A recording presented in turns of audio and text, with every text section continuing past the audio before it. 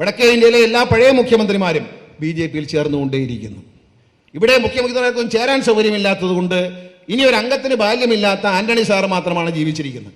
അദ്ദേഹത്തിൻ്റെ മകനെ, ആരോഗ്യവാനായ മകനെ കൊടുത്തുകൊണ്ട് ആ നേർച്ച നടപ്പിലാക്കി. നമ്മൾ ഈ നല്ല ആടിനെ നോക്കി പള്ളിയിൽ നേർച്ച കൊടുക്കും, അല്ലാതെ മുണ്ടി ആടിനെ കൊണ്ട് ആരെങ്കിലും പള്ളിയിൽ നേർച്ച കൊടുക്കും. അതുകൊണ്ട് ചെറുപ്പക്കാരനായ മകനെ AK ആന്റണി അങ്ങ് നൽകിക്കൊണ്ട് ഒരു നേർച്ച കൊടുത്തു. കരുണാകരൻ സാറ് ജീവിച്ചിരിപ്പില്ലെങ്കിലും മകള് BJP-യിൽ ചേർന്നു. ഈ മകൾ BJP-യിൽ ചേർന്നത് കൊണ്ട് ഇവിടെ ഞങ്ങൾക്കൊരു നഷ്ടമില്ല, ഒരു കുന്തവുമില്ല.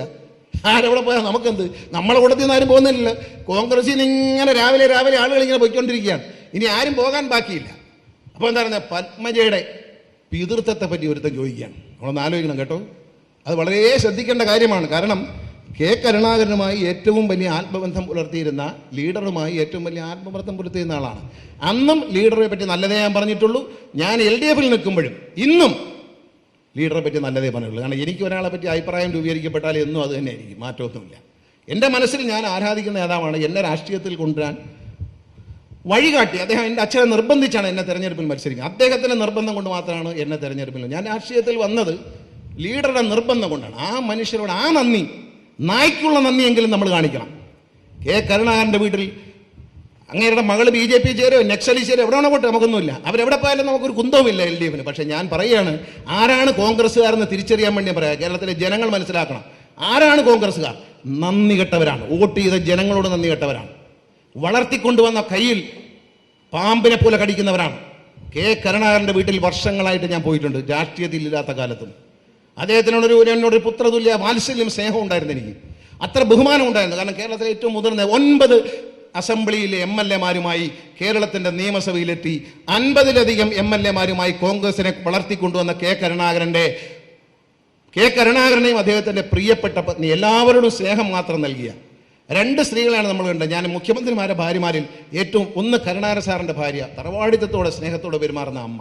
അത് കഴിഞ്ഞാൽ EK നായനാരുടെ ഭാര്യ, ഏറ്റവും അന്തസ്സായിരുന്ന ടീച്ചർ. തങ്കപ്പെട്ട സ്നേഹമാണ് പെരുമാറ്റം. അങ്ങനെയുള്ള നല്ല വ്യക്തികൾ അവരെ അധിക്ഷേപിക്കാൻ ഇറങ്ങിയിരിക്കുകയാണ്. ആരാണ്?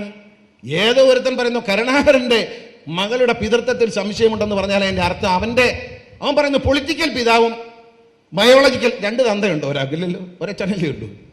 ഇവനൊക്കെ പൊളിറ്റിക്കൽ തന്തയും ബയോളജിക്കൽ തന്തയും ഉണ്ടോ? എനിക്ക് അറിഞ്ഞാത്തോണ്ട് ചോദിക്കുക.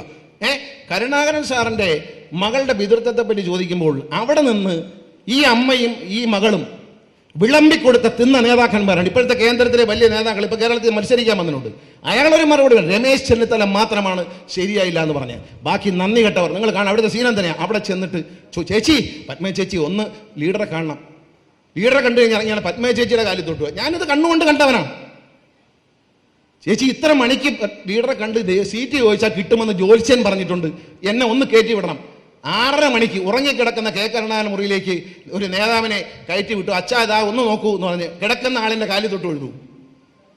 ആരെ? എന്നിട്ട് പാർലമെന്റ് സീറ്റ് വാങ്ങിച്ച ആളുകളുണ്ട്. ഇതൊക്കെ കണ്ടവനാണ് ഞാൻ.